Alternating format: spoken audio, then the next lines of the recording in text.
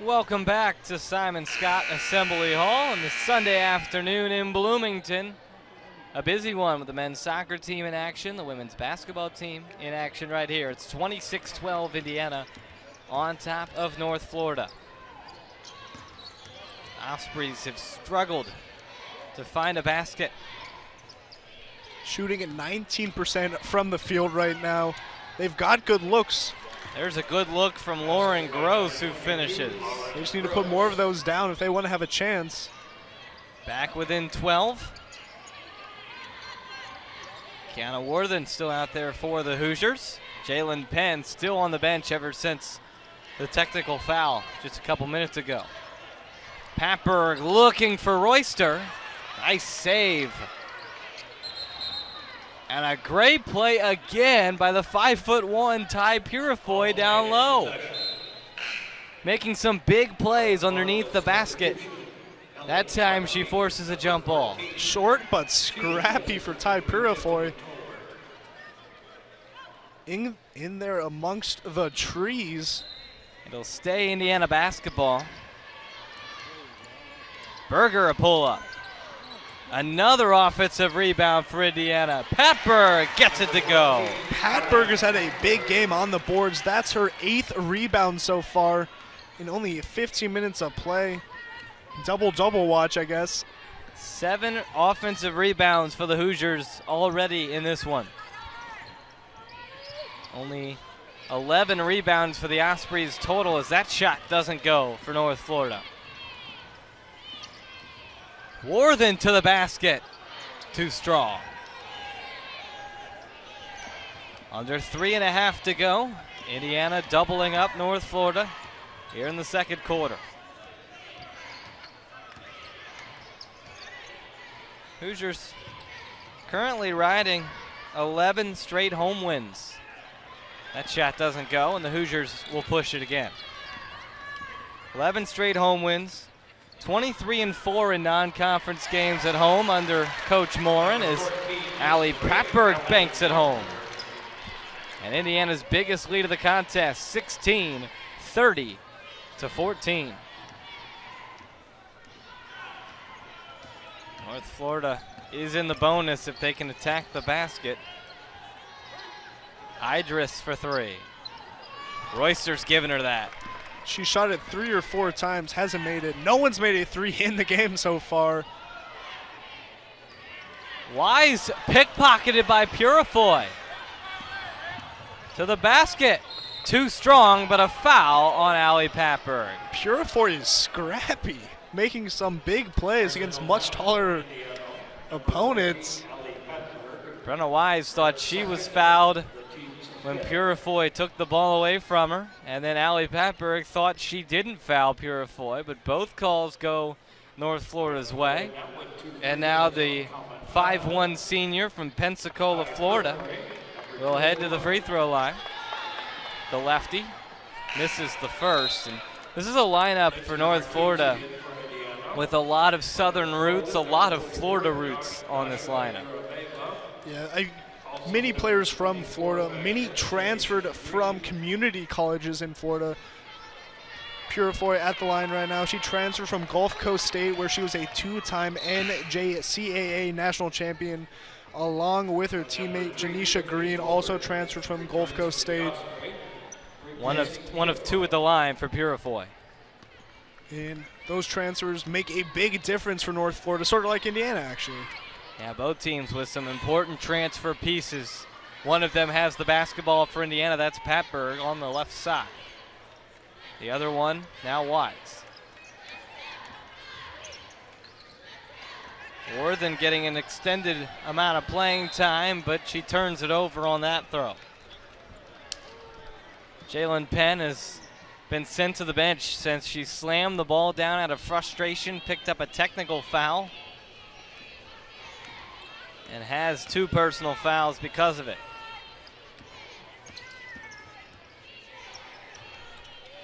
A 3 ball from long range is good for Lauren Gross. Someone finally made one. The teams are combined 1 for 16 After Gross knocks that one down. 9% on the season from beyond the arc, but Coach Gibbs said she can stroke it, and you saw it right there. Worthen, another turnover. So what was the first step when you took over this project? Well, it's like anything else. First, we want to understand the land, understand the property.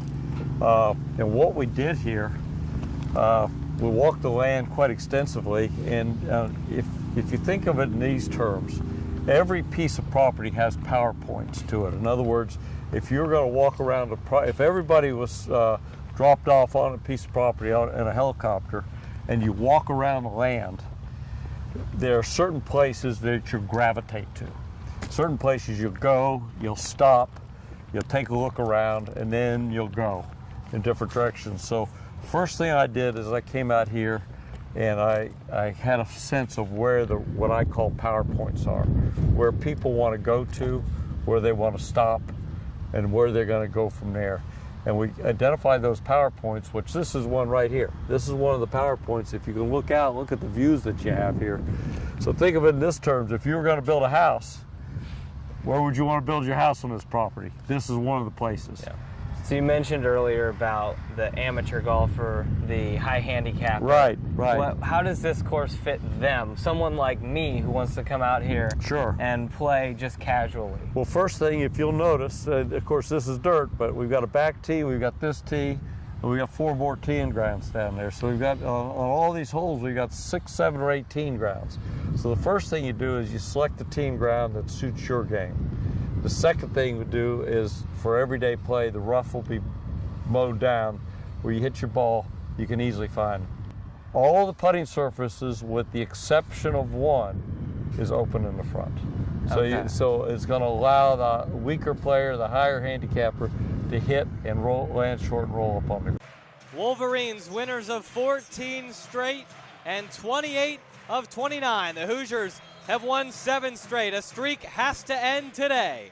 And the tip is won by the Wolverines, and Xavier Simpson will cross the timeline for the Wolverines. Poole in the left wing, guarded by Durham. Screen from Teskey. Matthews into the corner for Simpson, down the baseline, cut off by Green. Simpson rolls around screen to the basket, right-hand layup good.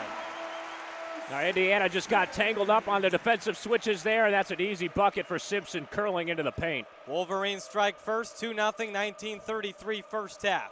Langford, top of the key, screen from Morgan. Langford fumbles and a turnover and a foul. Well, not the start that Indiana wanted on the road, Austin. What did we talk about earlier? You had to play sound defense and take care of the basketball at the other end. Romeo just a little too careless with his dribble on the perimeter there, and that's what Michigan's defense will do. Terrific guards. It starts with Simpson. He's one of the best on-ball defenders in all the Big Ten. So the foul on Langford is his first and the first foul of this ball game. Brazdakis on the right wing. He's been the phenomenal freshman for Michigan. Poole, step back jumper, swish. And Michigan has a 4-0 lead. Indiana's been known to start slow. Can't afford that today against the number 2 team in the country. Langford on the right wing. A screen from Morgan. Double teamed is Langford. Now fires it over to Morgan, right wing. He'll pull up for 3. Too strong, and the rebound tipped out to Jordan Poole for Michigan. Simpson will cross the timeline. Makes Devontae Green slip, but doesn't do anything with it. They enter it to Teskey in the post. Teskey back out to Matthews. Matthews splits the double team, fouled on his way inside. Durham and Morgan were there. They're going to credit it to Jawan Morgan. That's his first, team second. Indiana, a little bit of a hectic start, just have not been able to get their feet under him. Jawan Morgan, not the best look from 3. He wasn't able to square it up. And then at the defensive end, Michigan is getting close to the basket early and often. Hoosiers went down as many as 10 against Illinois on Thursday before rallying back. Simpson into the corner for Brazdakis. Dribbles it out to the left wing. Now into the left corner for Simpson, working on Green. Down the baseline. Simpson double team on the hedge from Morgan. Bounce pass to Teskey. Baseline jumper off the mark, and the rebound Devontae Green. Green across the timeline. Here's Langford to Durham, right wing. Screen from Morgan. Durham slips it to Morgan in the corner. Thought about a 3, now puts the ball on the ground. He's going to dribble to the basket. Shovel pass for Smith is tipped away. Smith gets it back. Durham right wing to Morgan. left wing. He's going to fire a three. Rims out, but a putback slam. Justin Smith dunks it home right on top of Iggy Brazdakis, and the Hoosiers have their first basket. Bam, that's his game right there, Austin. Takeoff. He's got that 48-inch vertical flying in for a big stuff. 4-2 Wolverines, 17:48 to go. Pair of 3-0 teams in the Big Ten. Here's Simpson, left wing for Brazdakis to the basket, up and under is good.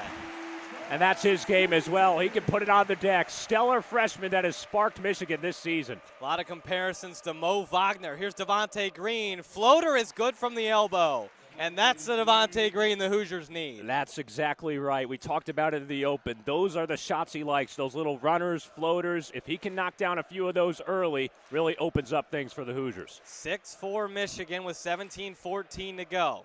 Jordan Poole, a fantastic sophomore. Elbow to Teskey, corner to Matthews for three. Got it! And Michigan leads 9-4 off the Kentucky transfers three. Here's Durham on the left wing. Screen from Morgan. Durham poked at by the Michigan defense, but he gets it back. Screen from Smith as Durham sets it up top of the key. Another screen, this time from Morgan. Romeo Langford. He'll drive to the basket. Langford misses the lay-in. A little bit of contact, no call. But then Matthews steps out of bounds when he grabbed the rebound.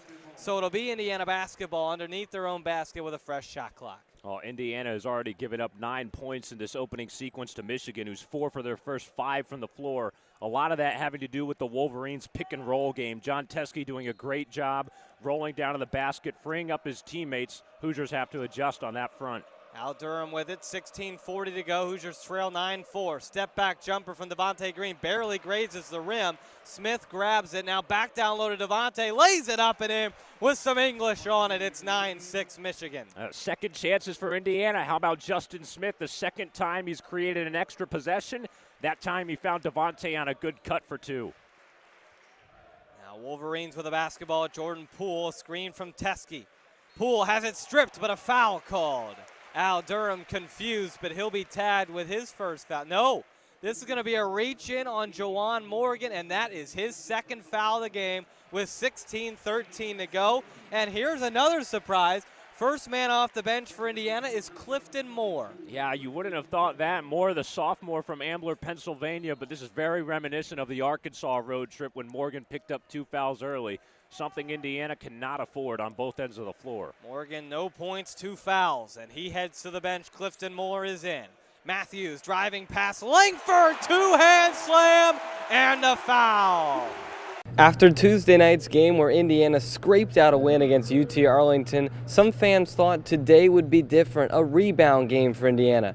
That wasn't the case. The Hoosiers found themselves down by 8 in the second half, 48-40, before rallying off a big run to win 76-62 over UC Davis. Here are my 3 takeaways, starting with Juwan Morgan's big night.